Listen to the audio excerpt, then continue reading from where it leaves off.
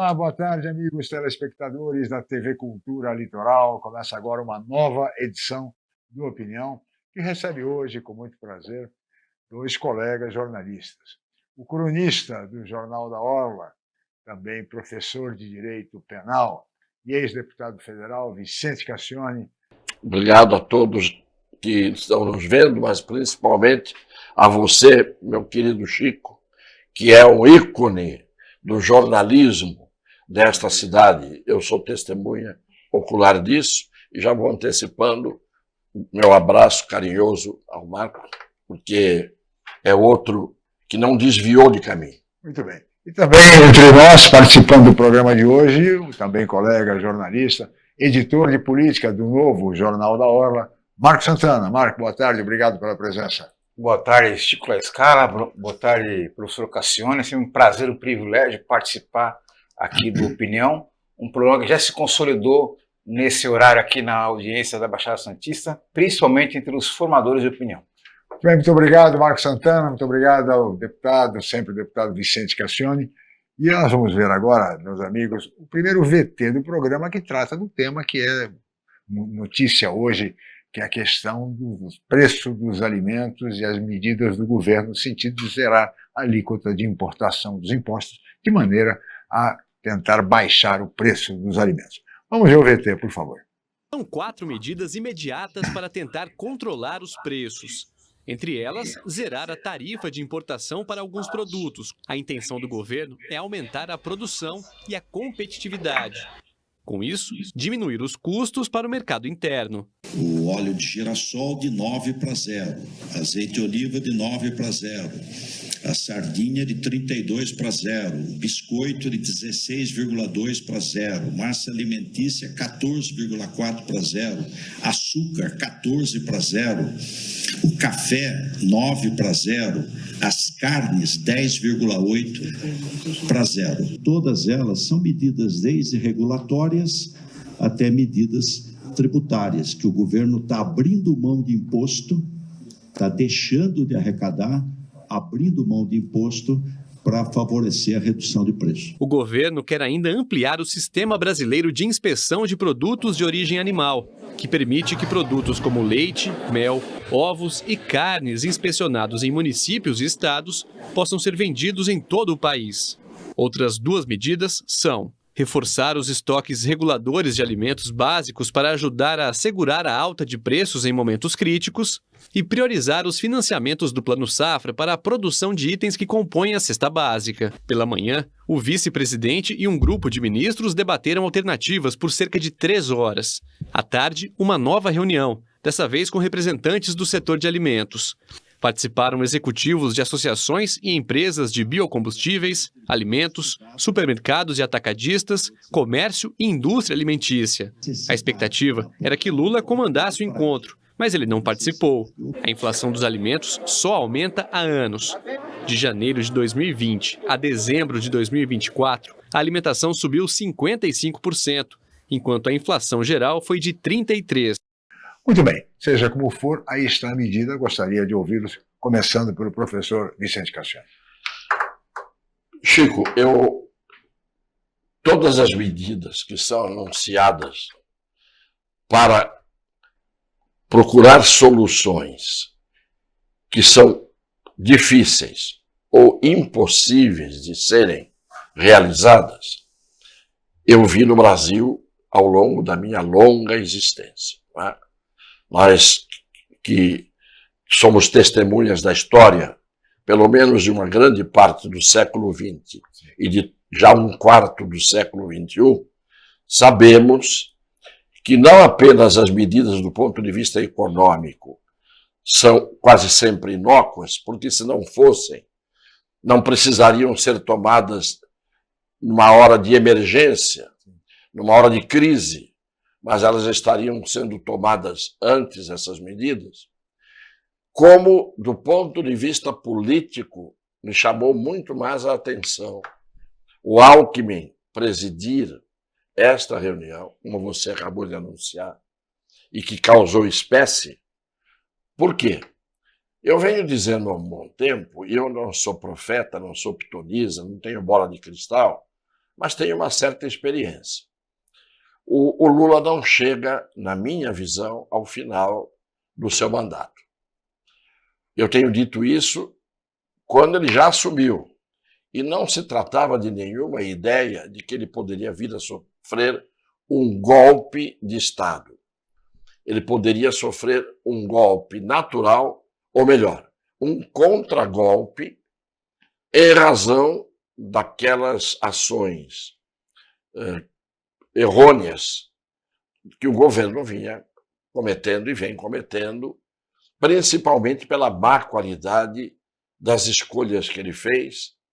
E alguém dirá, é obrigado a fazer as escolhas porque o centrão é que decide. Tudo bem, eu não vou entrar nisso. A medida política agora não é o mais importante. Só quero que alguém me diga qual a versão que se deu para justificar a presença do Alckmin presidindo, e inclusive de forma redundante. Ele, ao invés de dizer que as alíquotas de todos os alimentos caíram para zero, ele foi uma por uma dizendo de X para zero, de X para zero, de X para zero. Não é? É uma forma de dar reforço ao zero, que, na verdade, é o menos importante. Todo mundo sabe que isto vai acabar mal, na minha opinião. Eu quero isso? Claro que não. Eu moro aqui, meus filhos moram aqui. Vai ao supermercado. Mas eu vou ao supermercado mesmo. Sou eu que faço todas as compras da minha casa. E sabe Sempre o preço fui. das coisas. E vejo que a inflação anunciada é uma grande inverdade em relação ao que eu tiro do bolso e a notinha que vem a cada semana. Eu compro as mesmas coisas e a nota vem com um valor mais alto. Eu não sei como é que vai acabar isso. Sinceramente, não sei. Não vou fazer a previsão de que isto é inócuo, eu não tenho dúvida. Mas como vai acabar, eu não sei. Bem, não acabará. Marcos Santana, qual Bom, é a avaliação que você faz? Eu discordo de que possa haver uma cisão no governo por conta dessa medida específica, porque se você reparar nas imagens ali, quem está ao lado do Geraldo Alckmin, que além de vice-presidente, ele é o ministro de Indústria e Comércio do Brasil. Então, partiu dele o protagonismo desse diálogo com os empresários do setor alimentício. Veja só, né, nas imagens claramente ali, Geraldo Alckmin, que ele que conduziu as negociações com os industriais, os produtores de alimentos do Brasil. E o Rui Costa ali, a gente sabe muito bem que é o grande braço direito do presidente Lula. Então, quer dizer, está uma demonstração muito clara da anuência do presidente Lula. Né? Então, e o Fernando Haddad aparecer na reunião e conduzir esse encontro, anunciar as medidas, seria aquela coisa do o sujeito que pegou o bonde errado e quer sentar na janelinha. Né? Que, na verdade, não. Né? O que conduziu todo esse processo daí foi o ministro Geraldo Alckmin. E vamos lembrar de que é muito... eu quero alertar de que é até ingenuidade imaginar que uma ação governamental, de uma hora para outra, vai acabar reduzindo o preço dos alimentos. Todos nós sofremos a alta do preço dos alimentos nos supermercados, de um modo geral. Agora, o que a gente nunca pode deixar de ter em mente é de que a alta do preço dos alimentos ela é causada por uma série de razões, né? Desde razões climáticas, né? Questões de sazonalidade das safras, a questão das mudanças climáticas que acabam afetando negativamente as safras, principalmente no sul do país. Né? Também temos aí a pressão que o custo do óleo diesel, né, dos combustíveis, que pressionam. Né? Também temos também a demanda até do próprio frete, que hoje nós sabemos muito bem de que o agronegócio ele pressiona muito grande, ele demanda muito grande o setor de transportes. Então, boa parte da frota de carretas estão direcionadas para o escoamento da safra de grãos do centro-oeste, principalmente para as regiões portuárias, principalmente aqui no Porto de Santos. Então, demandando essa frota para escoar o agronegócio, falta frota para escoar os alimentos para os grandes centros urbanos. Então, eu acho importante a gente realmente discutir esse assunto. O governo tem que fazer a parte dele no seu esforço de reduzir as alíquotas dos alimentos, porque beneficia principalmente as camadas mais humildes da população, mas a população também não pode imaginar que apenas uma canetada, de uma hora para outra, o preço dos alimentos vão reduzir. Então, eu acredito que é fundamental também que a classe política, o Congresso Nacional, dê a sua parcela de contribuição, aprovando medidas no Congresso Nacional que facilitem a produção industrial, a produção de alimentos, de modo que barateie o valor dos alimentos para o consumidor final. Sem dúvida é importantíssimo que isso aconteça, mas as medidas que o governo vem adotando ultimamente não nos dão nenhuma certeza de que isso vai acontecer. E mais, o presidente Lula, até por orientação do ministro da Comunicação, marqueteiro Sidônio Palmeira, que está lá para tentar reeleger o Lula, apenas isso, tem programado, pautado, agendado uma série de entrevistas do presidente Lula sobre os mais variados assuntos. Ele tem dito muita coisa além da conta, né? Inclusive com relação aos alimentos. Olha, se está caro, compre outra coisa, não compre até baixar o preço. Essa foi a explicação dada pelo presidente Lula para a alta dos alimentos, para a alta do ovo, do café, da carne, sobretudo. Aquela história da picanha, do filé mignon do senhor Haddad, depois que no final do governo nós não estaremos comendo picanha, mas sim filé mignon. Ou seja, é uma série de promessas, é uma série de afirmações, sabe, absolutamente despropositadas do governo em relação a isso. Então, era natural que o presidente Lula estivesse presente. Ele está presente em tudo que é solenidade, vem anunciar qualquer coisa, até edital, assinar edital de obra, ele vem participar e faz discurso, com 14 pessoas fazendo discurso, como aconteceu aqui em Santos. Não participaria de alguma coisa como essa?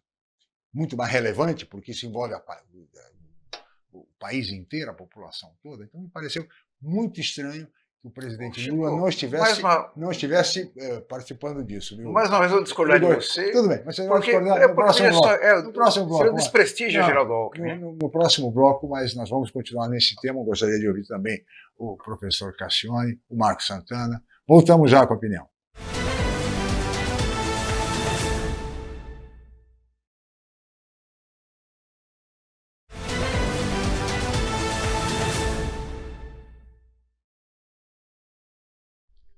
Muito bem, estamos de volta com a opinião que recebe hoje, com muito prazer, dois colegas jornalistas, o cronista do Jornal da Orla, Vicente Cassione, e também o editor de política do Novo Jornal da Orla, Marco Santana. Na pauta, a questão da inflação e o custo dos alimentos, e a entrevista concedida pelo vice-presidente Geraldo Alckmin sobre esse tema. Marco, eu cortei você, por favor, complete o que você ia dizer. Não, apenas acho que é uma discordância nesse seguinte sentido, que o Geraldo Alckmin, ele é o ministro da Indústria e Comércio, então ele, ao longo dos últimos dias, ele vem buscando negociar com o setor produtivo para baratear o preço dos alimentos, e eu acredito que seria natural que ele anunciasse essas medidas, né? E também a gente sabe muito bem que o presidente Lula não foi pessoalmente anunciar, porque ele também tem a sua agenda, né? Temos aí também, acho que ele acabou de chegar numa viagem internacional da posse do presidente do Uruguai, temos também outras negociações até com relação à reação do Brasil às sanções impostas pelo governo norte-americano. Então, quer dizer, tem outras coisas que o presidente Lula também tem que se preocupar também e dividir as suas atenções. Então, eu acho que foi uma decisão governamental de que o Geraldo Alckmin e o Rui Costa, que representou o presidente Lula, conduzissem o anúncio dessas medidas. Quem representa o presidente Lula é o vice-presidente. Vicente Cassione.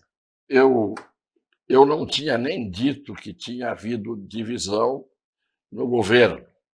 Essa divisão no governo começou antes mesmo dessa chapa ser formada. Essa chapa foi formada, claro, com o Lula aceitando o Alckmin e o Alckmin aceitando o Lula, porque era uma chapa feita exatamente para derrotar o Bolsonaro naquela altura. E eles fizeram uma composição quase que aparentemente impossível, porque de que o Lula era acusado pelo Alckmin de forma ostensiva? De ser um criminoso e o criminoso que, candidatando-se à presidência, queria voltar ao local do crime. Tanto que quando o Alckmin disse essas coisas e depois aceitou ser o candidato a vice, saindo do PSDB, de onde ele ainda tinha, como um feto que acaba de nascer, tudo aquilo que o feto traz de dentro do ventre, a enfermeira tem que dar aquela primeira limpeza, vamos chamar assim, e aquilo não é sujeira, mas faz parte do processo do nascimento. O Alckmin sai feto do PSDB, já adulto, fez desde nascituro até ele se formar, ele saiu do PSDB e foi para o PSB. Então, a política no Brasil eu vi por dentro. Eu nunca fui analista político e nem cientista político, porque a pior coisa que existe quando a gente vai analisar um fato social, e o fato político não deixa de ser um fato social, é a gente não ter feito parte do jogo. É como um analista de futebol que nunca viu uma partida de futebol e vai fazer uma análise do futebol.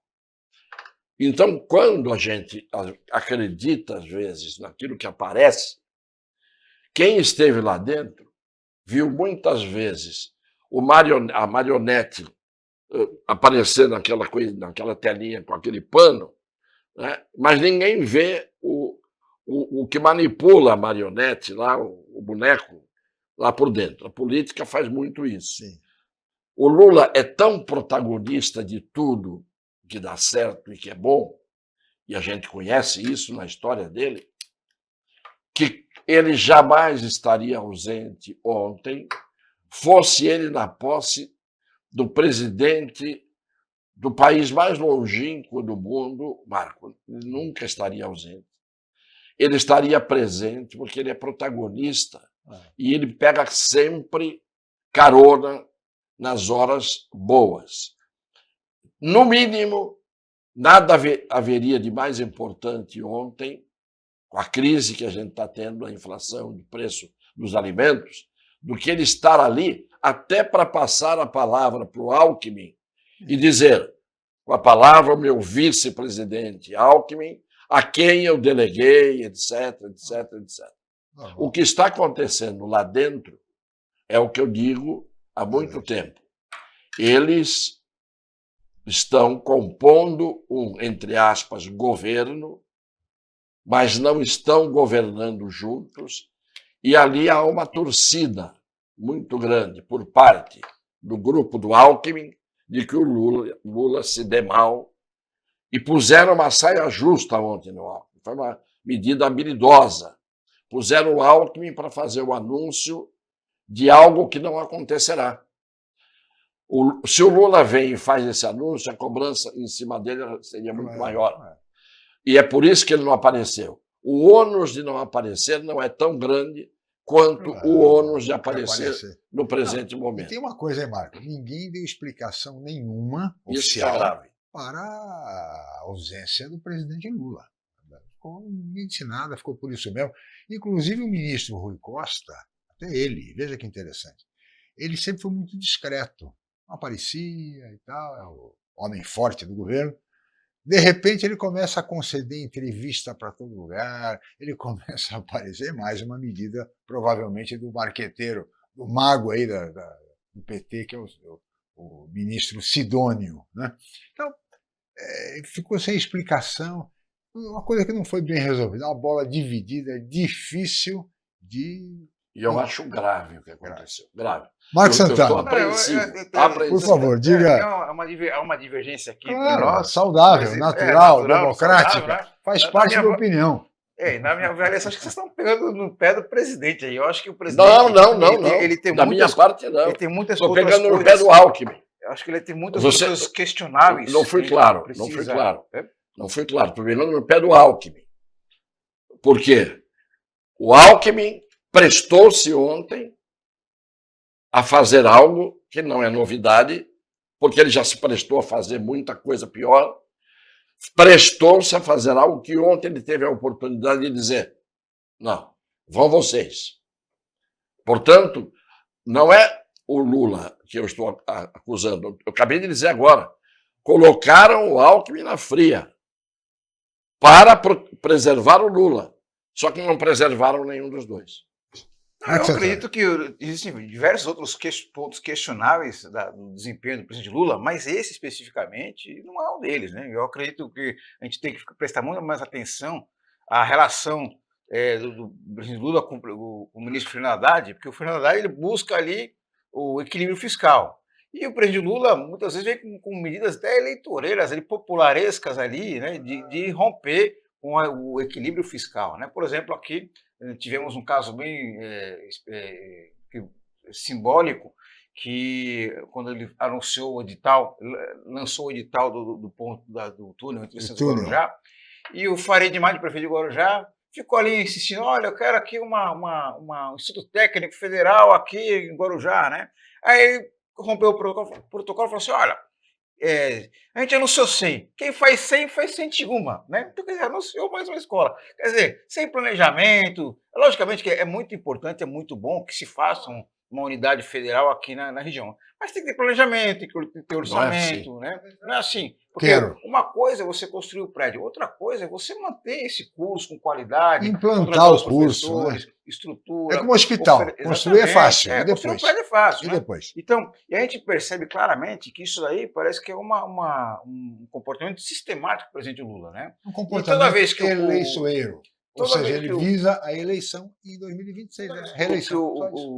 O ministro Haddad ouve esse tipo de comportamento, ele deve ficar com o cabelo em pé, né? Porque ele busca completamente o sentido contrário, de fazer o equilíbrio fiscal, de fazer o governo arrecadar mais, sem que isso implique em aumento de alíquotas, quer dizer, cobrar de quem realmente deve pagar e hoje não paga, né? Promover o desenvolvimento econômico, né? Aliás, na sexta-feira tivemos excelentes notícias, como nós, não é o governo Lula em especial, é o Brasil de modo geral, né? Que é a OCDE, que é uma entidade internacional, não é do PT, não é da CUT, nada disso, é uma entidade internacional que divulgou o produto interno bruto dos principais países do mundo, né?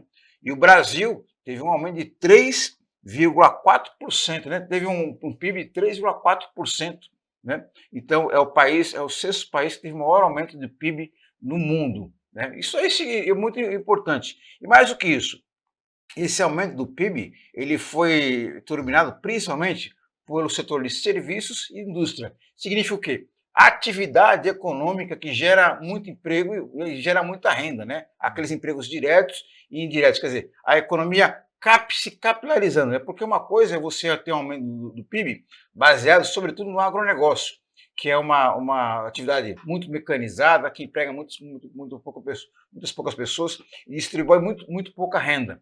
Agora, o setor de serviços e indústria, ele gera muitos empregos. Então, esse aumento do PIB a gente tem que comemorar e a gente acreditar que isso deve ser uma tendência no Brasil, né? Porque aí sim, com a atividade econômica se desenvolvendo cada vez mais, o Brasil consegue melhorar os seus índices sociais também. Deus te ouça. Muito bem, claro. Deus te ouça. Tomara que tenhamos tudo isso mesmo. Eu vou pedir licença dos nossos convidados, vamos para mais um rápido intervalo e voltaremos em seguida com a opinião.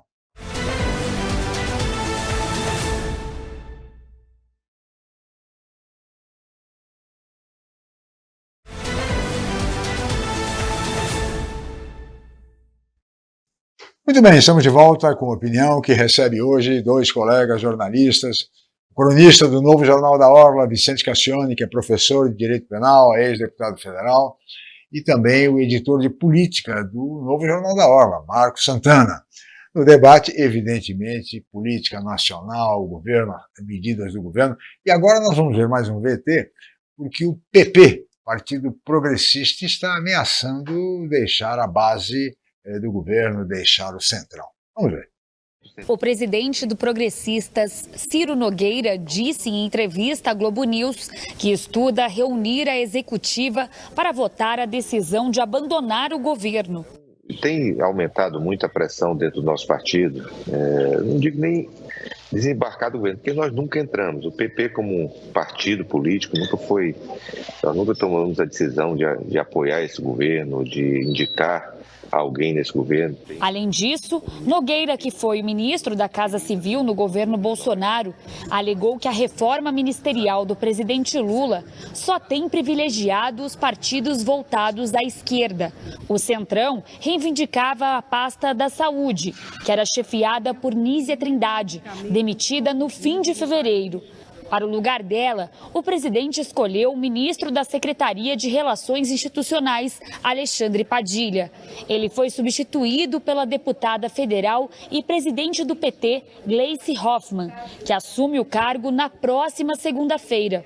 A Secretaria-Geral da Presidência continua indefinida. O nome do deputado Guilherme Boulos, do PSOL de São Paulo, ganhou força esta semana, mas encontra resistência dentro do próprio governo. O PP tenta se unir à União Brasil para formar uma federação. As negociações estão mais avançadas e devem continuar semana que vem.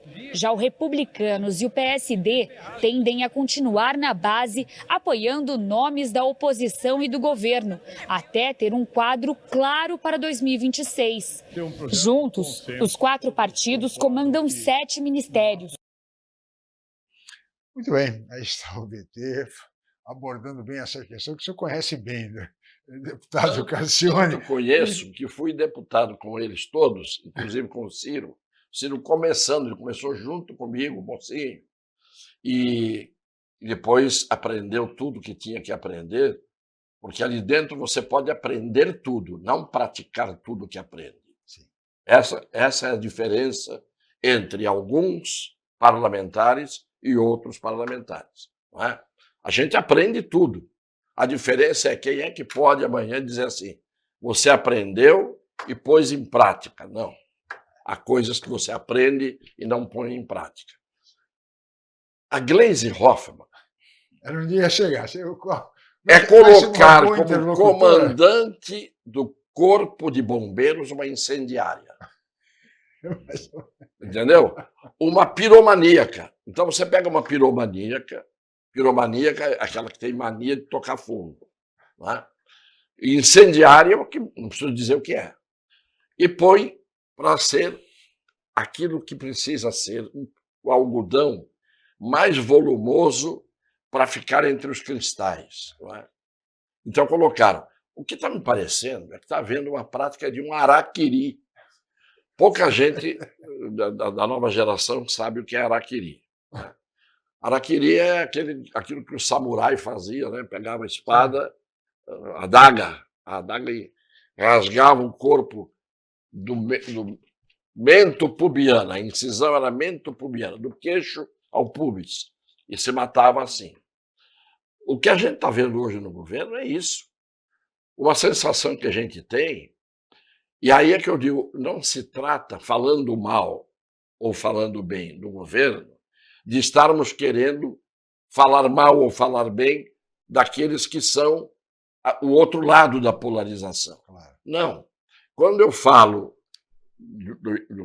do governo atual, que está aí, eu chamo de desgoverno, eu não estou com isso preocupado se isso pode contar pontos, e acho que não conta, sinceramente acho que não conta, pontos para o lado que é liderado, acredito que ainda seja, pelo Bolsonaro. Já não sei nem mais se é, porque a direita está dividida. Sim. Basta ver a candidatura do Caiado, Claro. que está se anunciando de forma muito clara. O Gustavo Lima de vice. E o Gustavo Lima de vice. Se é verdade ou se não é, o fato é que isto faz turbulência. Claro. Então, a minha preocupação hoje, a polarização, eu nunca participei dela. E, para mim, ela é inútil. E ela é maligna. Qualquer tipo de polarização é maligno. Porque o que acaba acontecendo? Você acaba pondo mercúrio cromo numa ferida do atual desgoverno para não deixar mais sadio o outro lado da polarização, que é o lado do Bolsonaro. Que, na minha opinião, é um lado que está fragmentado e não consegue permanecer em cima dos próprios pés.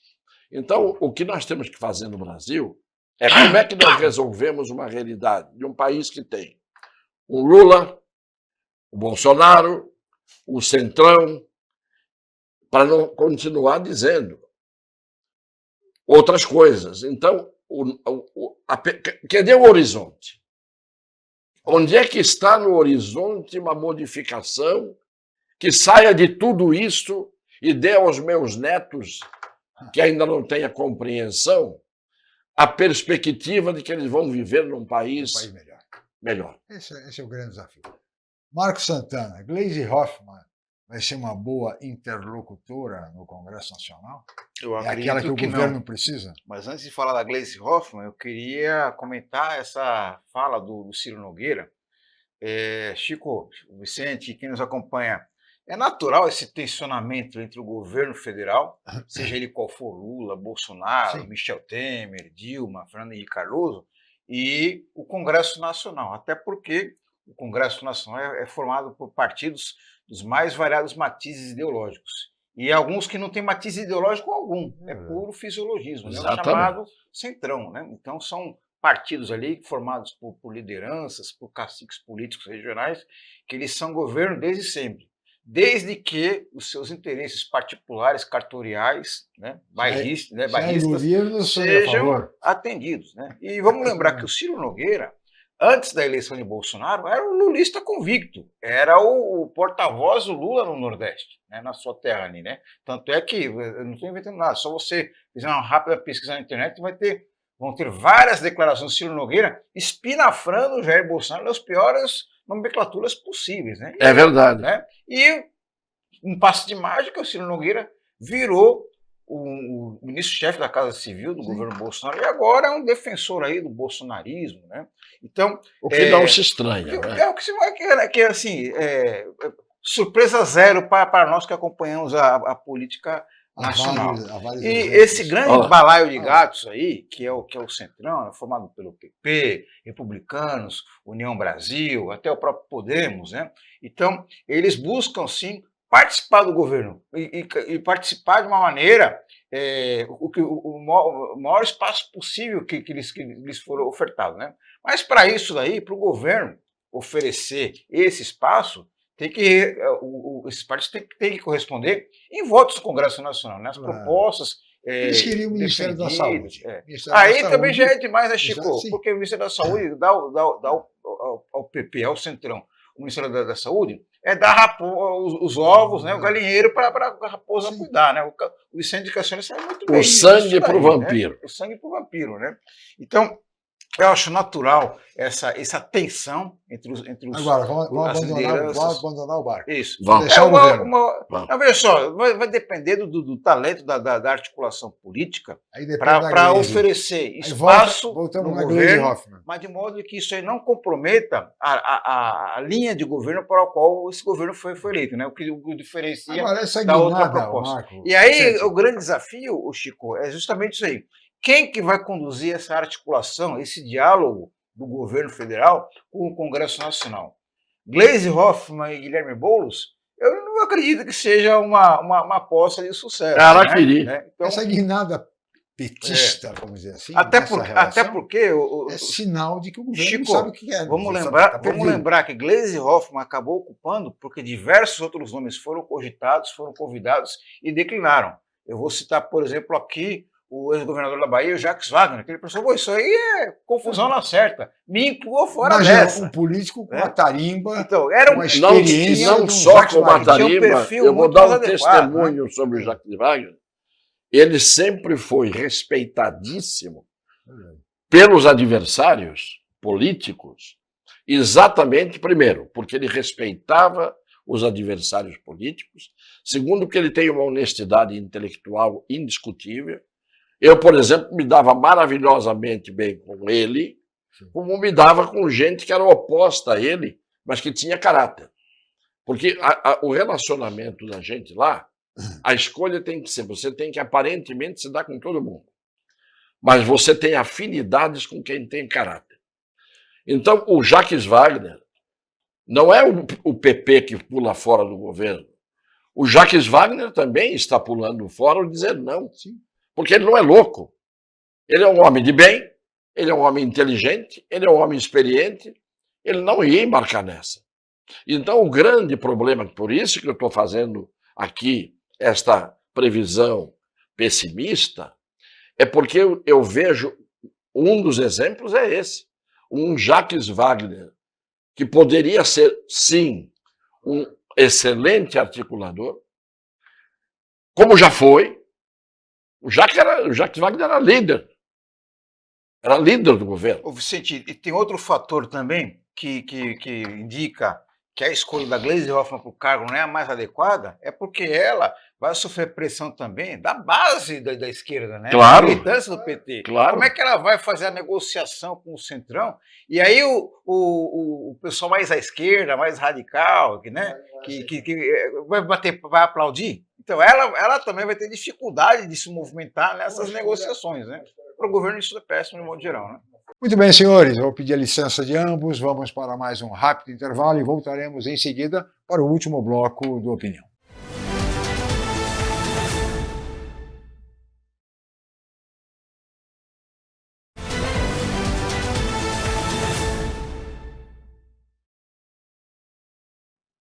Muito bem, estamos de volta com a Opinião, que recebe hoje dois colegas jornalistas, Vicente Cassione, que é cronista do Novo Jornal da Orla, e Marco Santana, editor de política também do Novo Jornal da Orla, e na pauta, evidentemente, política nacional.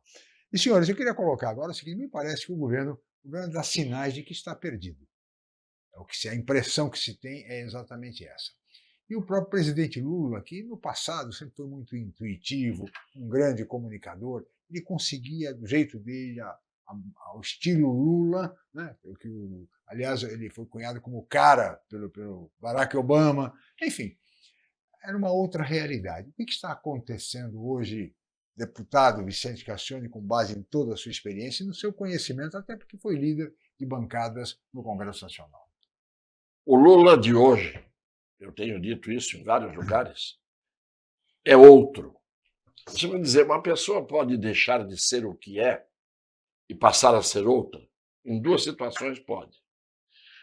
Quando é um fingidor absoluto, e é muito difícil uma pessoa conseguir fingir sempre e tanto, Sim, porque acaba deixando sempre um rastro, ou a pessoa teve uma alteração de natureza neuropsíquica metabólica.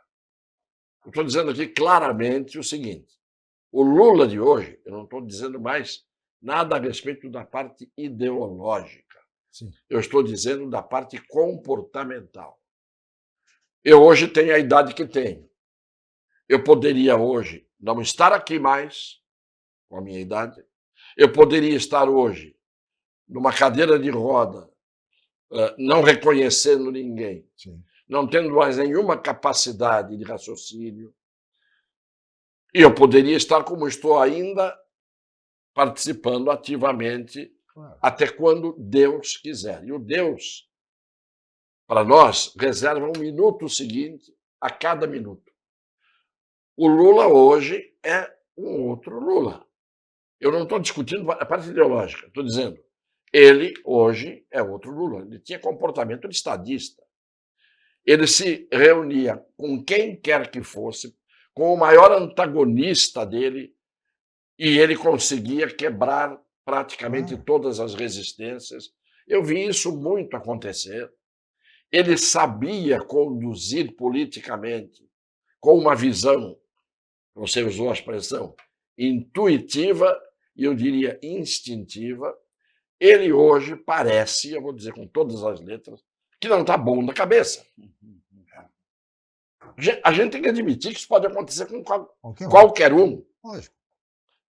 Porque ele hoje é outro. Então, quem quiser falar do Lula de ontem, não esqueça que o de hoje não é o mesmo.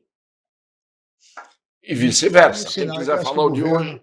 O governo, claro. Veja só, é natural de que a pessoa mude em 20 anos, né? Faz 20 anos, mais de 20 anos que o Lula foi presidente pela primeira vez, então é natural de que o próprio a vivência dele, não vamos esquecer que ele ficou um ano preso, e também as próprias alterações fisiológicas acabem alterando o seu comportamento, a maneira como ele se relaciona com as pessoas, a maneira como ele vê o mundo.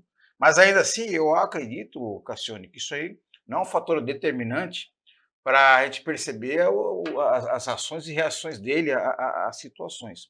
Eu acredito até ao contrário, de que o Lula, na sua essência, ele é o mesmo de 2003. E o mundo mudou. O mundo mudou, a formação do Congresso Nacional mudou, os desafios são outros, e ele busca resolver, enfrentar as novas questões da mesma maneira que era 20 anos atrás. E aquelas soluções que naquela época se mostraram eficientes já não fazem mais sentido. Né? A própria composição do Congresso Nacional, muito mais fisiológico, o Centrão tomando muito mais conta da garrafa, um protagonismo cada vez maior, né? As próprias mudanças tecnológicas. Parece que o presidente Lula ele não acompanhou isso daí, até mesmo em relação à maneira de se comunicar. Né? O Lula ele se comunica ainda de modo analógico, e o mundo hoje é digital. Tanto é sintomático essa mudança no suministro da comunicação. Né? Porque a mensagem do presidente Lula parece que ela não tem aderência no meio digital. E hoje a gente sabe muito bem de que o meio digital é o principal veículo de comunicação entre os órgãos governamentais e as pessoas, e a população. Só que há um fato Lula importante. não se adequou a isso. Há um fato importante. Ele mudou, sim. E não é aquela frase do Machado de Assis. Mudou o Natal ou mudei eu? Mudou o Congresso Nacional ou mudou o Lula? Mudou a política ou mudou o Lula? Sabe por quê? Vou dar um exemplo. Sabe quem eram os líderes com quem ele lidava e toreava bem? Valdemar da Costa Neto, Roberto Jefferson, e não preciso continuar. Bispo Rodrigues, Antônio Carlos Magalhães. O Lula, ele era, e eu vi isso de perto, ele era alguém com quem ninguém conseguia brigar. Ninguém conseguia brigar com ele. E ele, na hora em que precisou, inclusive, tirar o José Dirceu, deixou o José Dirceu à míngua, porque ele tinha a visão de que não dava para ter o José Dirceu ali como um peso em cima do governo. Abandonou o Zé Dirceu. Ao contrário, o Zé Dirceu não abandonou ninguém. Foi o único de todos os ministros, de todos os aliados do Lula, que não abriu a boca, que não fez uma delação, que não traiu ninguém, com todos os defeitos que alguém possa ver ideologicamente. Sim. No José Dirceu, ele teve este comportamento. O Lula não. E esta maneira como ele se submeteu são comportamentos que você tem na sua casa, a base para tudo. O comportamento que ele teve em relação à Janja, vamos falar claramente. Às vezes, num comportamento de marido e mulher, você vê a mudança de comportamento do homem. Não é que a Marisa era uma idiota, ao contrário. A dona Marisa era uma mulher que respeitava o cargo do marido, a posição do marido, não queria ter protagonismo, sim, mas se quisesse o Lula não deixaria e se imporia. Hoje, o que a Janja já fez com o Lula, já expôs o Lula, ele, ministros dele, ele, pessoas que foram aliadas dele, a própria imprensa chegou num ponto que não teve mais, aquela imprensa Globo News, não teve mais como evitar falar. Então, o grande, eu sempre digo para a minha família o seguinte, para minha mulher, para meus filhos, o dia em que vocês perceberem que eu estou ficando ou estou diferente, me tirem de cena. Porque a pior coisa do mundo é que a gente não nota. Ele não se dá conta disso. Esse é o problema. Porque se ele notasse, ele nunca, jamais faria as coisas que tem feito de maneira nenhuma. É o mesmo Lula? Não, é outro. Veja, só um complemento, Marco. Do ponto de vista econômico, de 20 anos para cá, enfim, uma eventual comparação, o fato é o seguinte: o Brasil continua com uma concentração de renda escandalosa, uma desigualdade social abissal, como sempre teve. Eu escuto há mais de 50 anos que este é o país do futuro, ou não?